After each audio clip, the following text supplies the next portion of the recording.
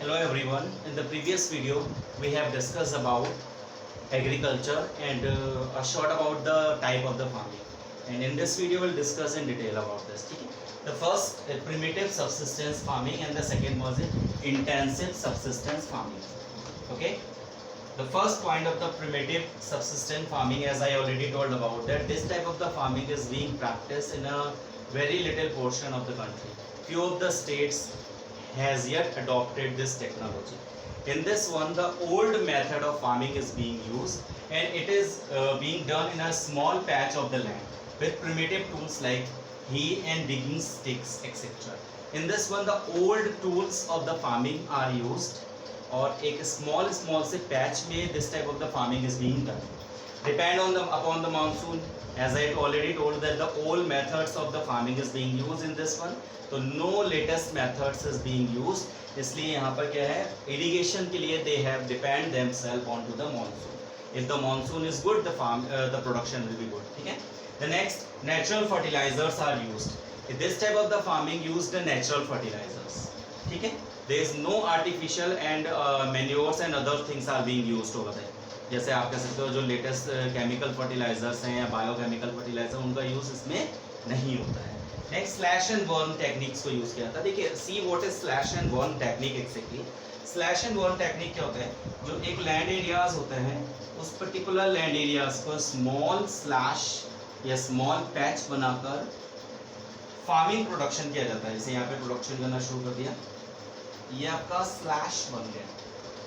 ऐसे ऐसे स्लैश बना के फार्मिंग प्रोडक्शन को किया जाता है. ठीक है, ये स्लैश है. उसके बाद जब once you get the production from there, जब आप इसको हार्वेस्ट कर लेते हो, हार्वेस्ट करने के बाद इस पर्टिकुलर एरिया को क्या कर दिया जाता है, बर्न कर दिया जाता है. अच्छा, why they burn this particular area? Once, जैसे जनरली ये जो टेक्निक्स है slash and burn is basically use in a mountainous ranges. So once you get harvested your crop from this particular slashes, its fertility reduces.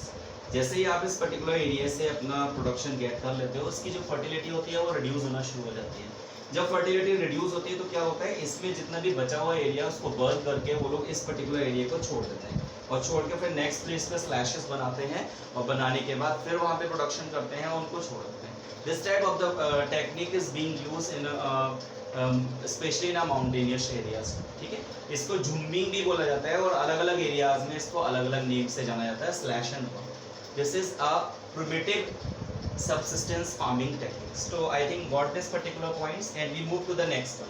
जहाँ पर primitive में old methods use हो रहा था, here the modern methods are being used and it is being practised in the area where the high population pressure on land.